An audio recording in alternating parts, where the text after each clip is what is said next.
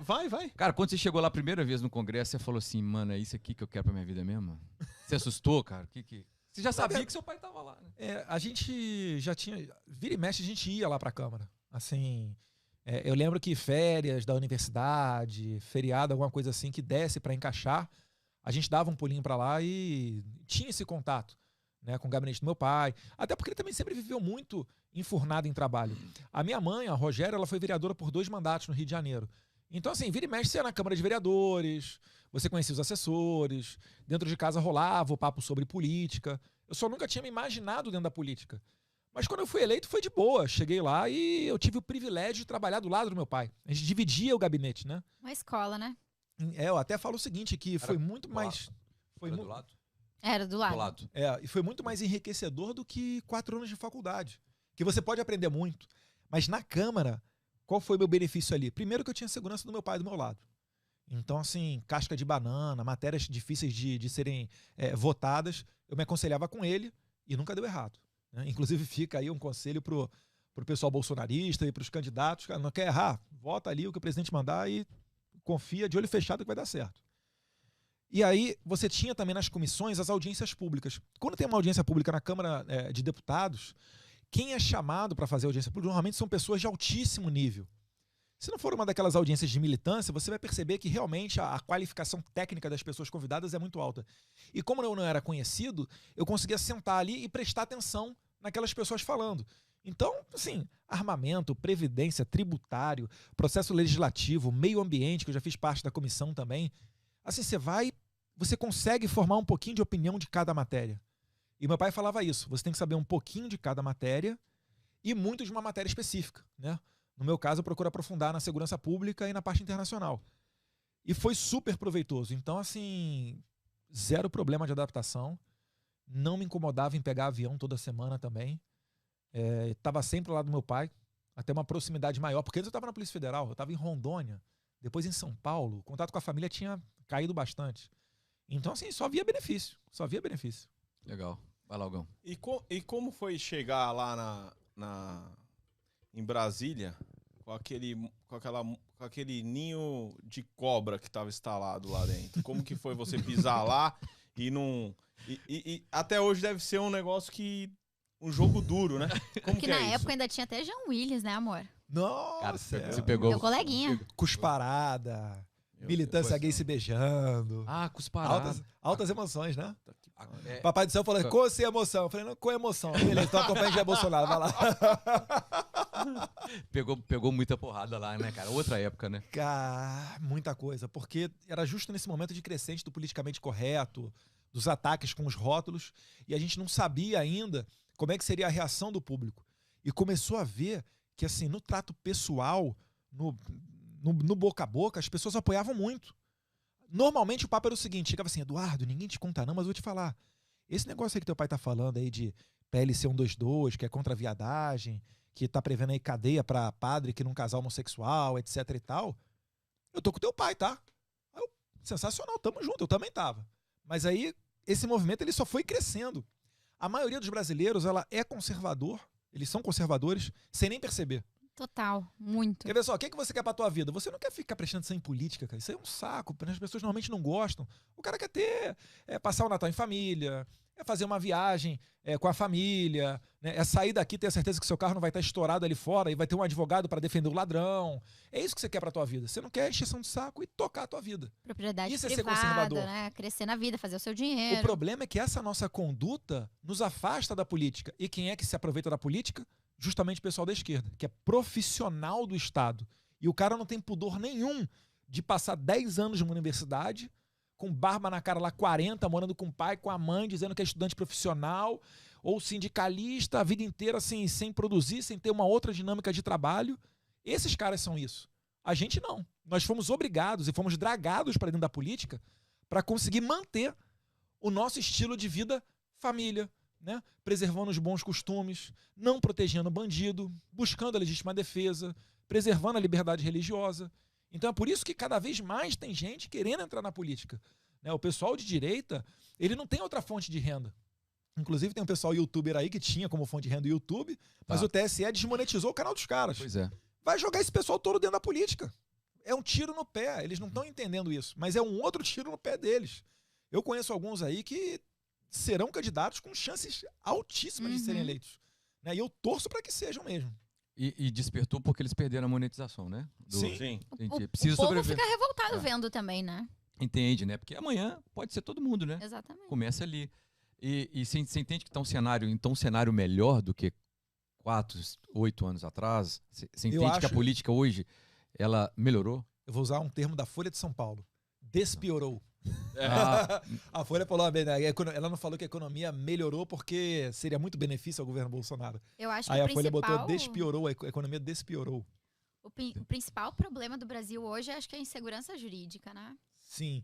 Evita muito investimento que geraria emprego. Enfim, tem diversos. Tem muita aresta, né, no jurídico do Brasil, né? Muita coisa que jurisprudência, um monte de coisa que não acontece aqui, É né? porque faz parte da estratégia da esquerda a judicialização. Por exemplo, acho que desde pequeno todos nós escutamos que o Brasil é um terreno fértil para ferrovias.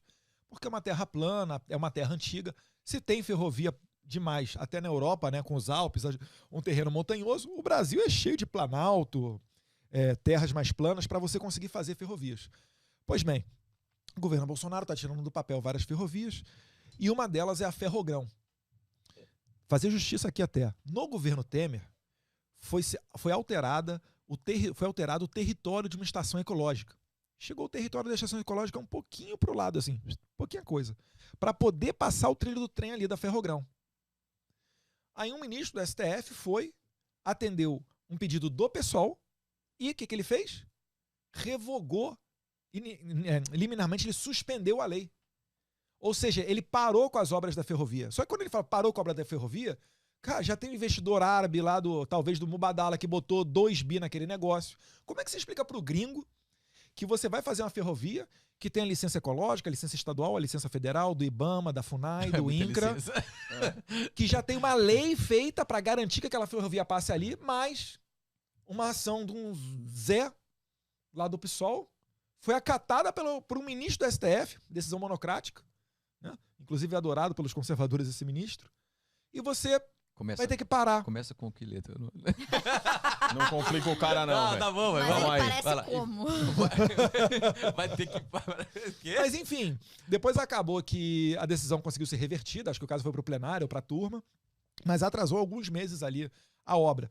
Então você vê, aí você, quando bater na porta de novo desse investidor internacional, porque para construir uma ferrovia normalmente são bilhões. Você começa do nada, você tem que aterrar terreno, comprar material, depois ter o trem, enfim, fazer o cálculo de viabilidade econômica. Como é que você vai chegar pro cara e falar, não, olha só, a gente está com outra ferrovia aqui que vai pegar a produção do agronegócio e desaguar pelo Porto de Paranaguá, vamos investir também? Aí o cara tá, e como é que vai ser isso aí? Eu vou ver meu dinheiro daqui a 20 anos, igual a sua Suprema Corte está falando para inviabilizar a obra que tem lei aprovada? Enfim, Só aí já foi. eu estou dando um exemplo, eu poderia citar aqui uns 20 facilmente, né? O Tarcísio, inclusive, ele é um gênio não só por ser uma pessoa honesta que consegue colocar adiante o DENIT, porque ele é concursário do DENIT, conseguiu colocar adiante bons profissionais do DENIT para comandar as pastas deles. Mas ele é muito bom porque o pessoal não vê, e nos bastidores ele desata vários nós. Quando ele pega aquela marreta do leilão e bate com força, é porque às vezes, horas antes dele bater aquele martelo, ele está desenrolando na justiça alguma coisa. Então você vai na Bolsa de Valores, aquele sucesso, né? Não sei quantos bi de investimento, não sei quanto... rodovia Rio-São Paulo, redução de 30% do pedágio, isenção de pedágio para moto, vai construir 2 daquela rest area para descanso de caminhoneiro. Coisas assim que você só vê nos Estados Unidos e agora acontecendo no Brasil. Mas coisa de 1 dia antes, 2 dias antes às vezes, ele tá lá, cara, fala com o advogado, recorre para não sei quem, fala com fulano, vê isso, vê aquilo, assina contrato. Assim, para quem conhece a máquina de dentro do governo, sabe, mas quem é de fora não tem a mínima noção. Por isso que ele pega aquele martelo com raiva e tá. Pode ir? Vai. Mas você vê que assim, tem como fugir dessa burocracia, dessa trava? Você vê que tem, assim, pra gente ser realista mesmo. Tem como melhorar. Você acha que tem como melhorar, assim, em curto prazo? Tem como melhorar porque está melhorando. Né? Você nunca imaginaria. O governo Bolsonaro deve ser provavelmente o governo que tenha a menor faixa orçamentária para trabalhar. né? Acho que 6% do orçamento só que o presidente tem para dizer o que ele vai fazer de todos os programas, né? Programa social, auxílio emergencial, enfim, essas obras aí do Tarcísio, questão de saúde. Então, uma margem muito pequena para ele trabalhar. E já está melhorando. O Tarcísio mesmo, pega ele para exemplo. Sabe quanto é que é o orçamento do Tarcísio hoje, do ministério dele? Varia ali 4, 5 bilhões por ano. Quando ele era concursado do DENIT, e ele estava dentro da estrutura do Ministério dos Transportes, no governo Dilma, o orçamento era de 22 bi. 4 vezes mais. Aí você se pergunta, para onde é que ia esse dinheiro nesse período? Nossa. Porque o Tarcísio agora, ele está renovando as concessões, ele está abrindo linhas de trem, ele está reformando um monte de porto, está fazendo um monte de coisa. Com 4 vezes menos orçamento. Às vezes 5 vezes menos orçamento. Então, assim, você começa a entender como é que o Brasil era tão rico e a gente foi tão assaltado. Esse negócio aí de Porto de Mariel em Cuba, né, BNDES, metrô em Caracas, hidrelétrica na Nicarágua, isso daí... Pô, metrô em Caracas e Belo Horizonte lá sofrendo. Não, Porto de Mariel, tem o Porto de Suape, Itajaí, que dá para reformar, Santos, um monte. Isso daí é só o que os nossos olhos alcançam. Porque por trás ainda tem tudo isso aqui que eu tô falando. Que o pessoal não faz nem noção para onde é que foi o dinheiro. Mas para algum lugar foi. Não, teve uma história de uma refinaria, de uma empresa que foi comprada Pasadena, aqui, na Califórnia. Que no outro governo compraram aqui. E aí, quando o governo americano falou, ó, se vocês não resolverem no governo Dilma ainda, não resolver, a gente vai pra cima. Eles pagaram para não ter problema com os Estados Unidos. Mas era um negócio assim, era... É um absurdo o negócio. Era 40 milhões que valia e o pessoal comprou por alguns bilhões. É, isso mesmo. Eu lembro que na época eu fiz um proporcional, era a mesma coisa que você comprar 1 quilo de tomate pagando o preço de um carro Uno. Mais ou menos essa equiparação. Foi por erro um pouquinho. A gestora Dilma Rousseff, tá? Que foi presidente, ela presidiu lá o Conselho da Petrobras, Minas Energia, enfim, Casa Civil. Gerentona. Cara, Errou só por um pouquinho, tá? Só por um pouquinho. Sim. Só uns 25 bilhões. Mas eles são acostumados a fazer isso, a comprar papel podre da Venezuela. O caso dos carteiros, do Postales, só para ficar nos carteiros, né? Porque tem os fundos ainda da Caixa, da FUNCEF, do Previ. Mas no Postales, que era um fundo que os carteiros contribuíam para ter uma complementação da aposentadoria, o roubo foi de 9 bilhões. Isso aí foi muita sacanagem. Por quê? Porque quem administrava o fundo eram indicados de políticos. Né? Ou seja, o PT indicava, os malandros roubavam até não conseguir mais e deram prejuízo nos pobres dos carteiros, cara. Uma profissão super humilde. E o pessoal começou a ter descontado em folha mais de 20% do salário. Os caras ganham 2 mil por mês e começa perdendo 20% do salário. Caramba. Aí você vai ver, o PT, aí fala assim, não, cara, o PT é socialista, tem pena de pobre. Não, ele quer mais, quanto mais pobre, dependendo do estado, melhor pra eles. Não, já falou que se eles voltarem, vai voltar aquele negócio do sindicato lá que vai ter que pagar.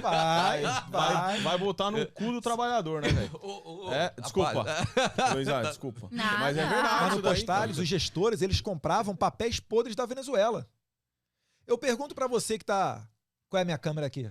Marquitos. Aquela de lá? Essa, é. Perguntar pra você que trabalha na iniciativa privada. Você pegaria o dinheiro da tua empresa e compraria investimentos na Venezuela? Acho que não, né? O PT fez isso. E deu 9 bi só nos Correios, tá?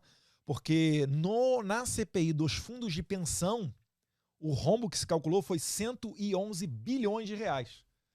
Aí depois você soma aí, Mensalão, mais Petrolão, mais Castelo de Areia, Satyagraha, as outras operações da PF, Celote. Assim, chega a ser vergonhoso você dizer que o Lula pode concorrer depois, né, à presidência da República. Assim, eu acho assim, é bizarro. Você não tem muita dificuldade para escolher um candidato esse ano. Vai ser fácil de novo. Apareceu mais um aí, né?